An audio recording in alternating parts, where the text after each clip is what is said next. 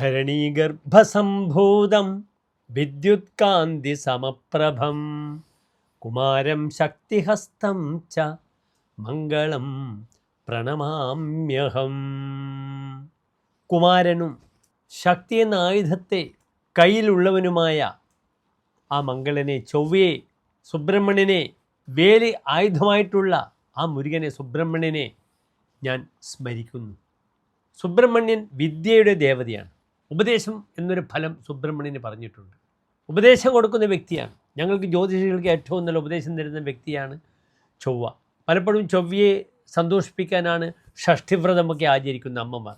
മക്കളുടെ ശ്രേയസ്സിന്, അവരുടെ വിവാഹത്തിന്, തങ്ങൾക്ക് സന്താന സൗഭാഗ്യത്തിന് വേണ്ടിയൊക്കെ സുബ്രഹ്മണ്യനെ നാം പ്രാർത്ഥിക്കും. അവിടെ ഓം വജദ്ഭുവേ നമഃ, വിദ്യയുടെ പൂർണ്ണതയ്ക്ക് വേണ്ടി ഓം വജദ്ഭുവേ നമഃ. മുരുകൻ, സ്കന്ദൻ, ഷൺമുഖൻ, വേലായുധൻ, അറുമുഖൻ, അപ്രകാരം തന്നെ ചൊവ്വയുടെ മറ്റൊരു പര്യായമാണ് വജദ്ഭൂഹു. അതിൻ്റെ ചതുർത്ഥിയാണ് നമഃ എന്ന് പറയുമ്പോൾ നാം ചതുർത്ഥി ഉപയോഗിക്കും. ഓം ഗുരവേ നമഃ, ഓം ദേവായ നമഃ. അപ്രകാരം വജദ്ഭൂ, ഓം വജദ്ഭുവേ നമഃ. ഇവിടെ അതിശക്തമായി ചൊവ്വ തൻ്റെ ഉച്ചരാശിയിലേക്ക് കാലെടുത്ത് വെച്ചിരിക്കുന്നു. എവിടെയാണ് ചൊവ്വയുടെ ഉച്ചരാശി? മകരത്തിലാണ്. മകരം മനിയുഗ്, മകരം 28 ചൊവ്വയുടെ അത്യുച്ച പോയിൻ്റാണ്, പൊസിഷനാണ്. അപ്രകാരം കർക്കിടകം 28 അതിനീച പോയിൻ്റാണ്. എല്ലാ ഉച്ചരാശിയുടെയും നേരെ ഓപ്പോസിറ്റ് 7ാം ഭാവം നീചരാശിയാകുന്നു. ഇപ്പോൾ മകരത്തിൽ ചൊവ്വ ഉച്ചത്തിൽ വരുമ്പോൾ അപ്രകാരം തന്നെ 6 മാസം കഴിയുമ്പോഴേക്കും ഏകദേശം ചൊവ്വ നീചരാശിയിലേക്കും വരും. പക്ഷെ വലിയ ദോഷങ്ങൾ കർക്കിടക രാശിയിൽ ചൊവ്വക്ക് പറഞ്ഞിട്ടില്ല. പലപ്പോഴും ജലത്തിലൂടെ ധനം ലഭിക്കുവാനും ഒക്കെ ചൊവ്വ കർക്കിടകത്തിലെ ചൊവ്വക്ക് ഫലം പറഞ്ഞിട്ടുണ്ട്.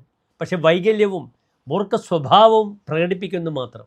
അതിന് പരിഹാരം കണ്ടെത്തുകയാണെങ്കിൽ ആ ചൊവ്വ, കർക്കിടകത്തിലെ ചൊവ്വ നല്ലതാണ്. ഇവിടെ ചൊവ്വ എന്താണ്? ചൊവ്വയുടെ കാരകധർമ്മങ്ങൾ ഭ്രാത, സത്വം ച, ഭൗമഹ, ക്ഷിതിരപി. ലോകത്തെ മുഴുവൻ നിയന്ത്രിക്കുന്ന ഭൂമിയുടെ കാരകത്വമുള്ള ഗ്രഹമാണ് ചൊവ്വ. ക്ഷിതി എന്ന് വെച്ചാൽ ചൊവ്വ. ഭ്രാത സഹോദര കാരകനാണ്. സത്വം തൻ്റെ ഇളകാത്ത മനസ്ഥിതി, ധൈര്യം, ഇതൊക്കെയാണ് ചൊവ്വയെ കൊണ്ട് ചിന്തിക്കുന്നത്. അതിനാൽ ചൊവ്വ ഉച്ചരാശിയിൽ വരുമ്പോൾ മേൽപ്പറഞ്ഞ ഗുണങ്ങളെല്ലാം ഒരു വ്യക്തിക്ക് വർദ്ധിക്കാം. അദ്ദേഹത്തിന് സധൈര്യം കാര്യങ്ങൾ ഇംപ്ലിമെൻറ്റ് ചെയ്യുവാനുള്ള ഒരു പവർ ലഭിക്കും, സത്വഗുണം ലഭിക്കും. അദ്ദേഹത്തിന് ഭൂമി ലഭിക്കാം, ഭൂമിയുമായിട്ട് ബന്ധപ്പെട്ട ക്രയവിക്രയങ്ങൾ ഉണ്ടാകാം, വീട് നിർമ്മിക്കാം, കൺസ്ട്രക്ഷൻ വർക്കുമായി ബന്ധപ്പെടുന്ന വിഷയത്തിൽ നല്ല രീതിയിൽ മുന്നോട്ട് നീങ്ങാം. പലപ്പോഴും ആഴക്കടലിൽ ഖനനം ചെയ്യാം. കരിമണൽ ഖനനം മുതലായ വലിയ വിഷയങ്ങളൊക്കെ ചൊവ്വയെ കൊണ്ടാണ് ചിന്തിക്കുക. ഏതായാലും എൻ്റെ പ്രിയപ്പെട്ട പ്രേക്ഷകർക്ക് ഈ ചൊവ്വ വളരെ അനുകൂലമായി ഭവിക്കട്ടെ. ചൊവ്വ മകരം 1-നാണ് മകരം രാശിയിലേക്ക് വന്നിരിക്കുന്നത്, അതായത് ജനുവരി 15-ാം തീയതി. ആ ചൊവ്വ ഇനി 40 ദിവസക്കാലം, അതായത് ഫെബ്രുവരി മാസം 23-ാം തീയതി വരെ, കുംഭമാസം 11-ാം തീയതി വരെ ഈ ചൊവ്വ ഒരു പ്രതാപവാനായി തൻ്റെ രാശിയിൽ നിൽക്കും. ഇത് 4 രാശിക്കാർക്ക്, മേടൻ രാശിക്കാർക്ക് ചൊവ്വ വളരെയധികം ഫലം ചെയ്യും.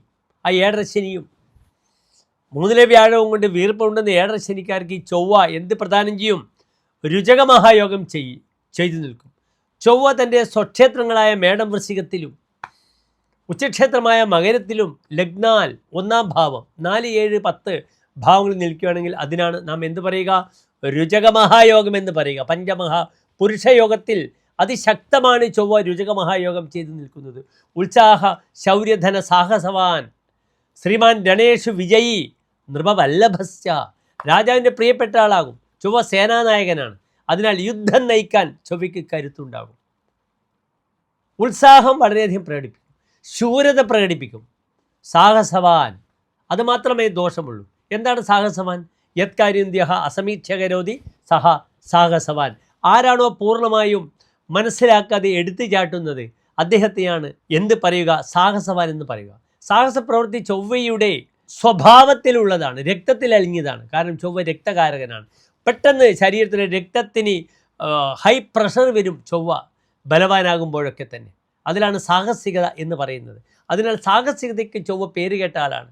അത് നിയന്ത്രിച്ചാൽ ഈ ചൊവ്വ മേടൻ രാശിക്കാർക്ക് 10-ാം ഭാവത്തിൽ നിന്നു കർമ്മത്തിലുള്ള ശ്രേയസ്സിനെ ഉണ്ടാക്കുന്നു. കർക്കിടക രാശിക്കാർക്ക് അവരുടെ കർമ്മവും സന്താന വിഷയത്തിലേക്കും പൂർണ്ണതയുണ്ടാക്കുന്നു. വൃശ്ചികൻ രാശിക്കാർക്ക് ഭൂമിയും അനുഭവങ്ങളും കൊടുക്കുന്നു. മകരൻ രാശിക്കാർക്ക് ചൊവ്വ 4-11 ഭാവാധിപനാണ്. ഭൂലാഭം ഉണ്ടാകുന്നു. തൻ്റെ പദവി പൊസിഷൻ മുന്നോട്ട് നയിക്കപ്പെടുന്ന ധാരാളം ഗുണങ്ങൾ ഈ ചൊവ്വ പ്രകടിപ്പിക്കുന്നു.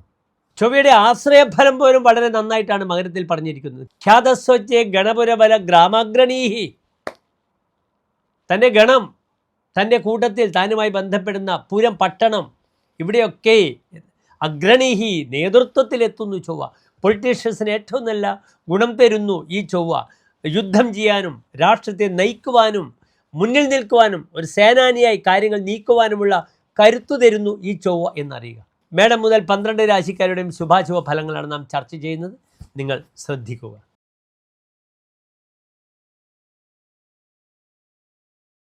പുനരുരുട്ടാതി നക്ഷത്രത്തിൻ്റെ അവസാനത്തെ 15 നാഴിക ഉത്രട്ടാതി രേവതി നക്ഷത്രങ്ങളിൽ നിന്ന് 2 നക്ഷത്ര സമൂഹം. ഇവിടെ മീനൻ രാശിക്കാർക്ക് ചൊവ്വ നിൽക്കുന്നത് യഗ്ധം അവരുടെ ഏറ്റവും നല്ല 11ാം ഭാവത്തിലാണ്.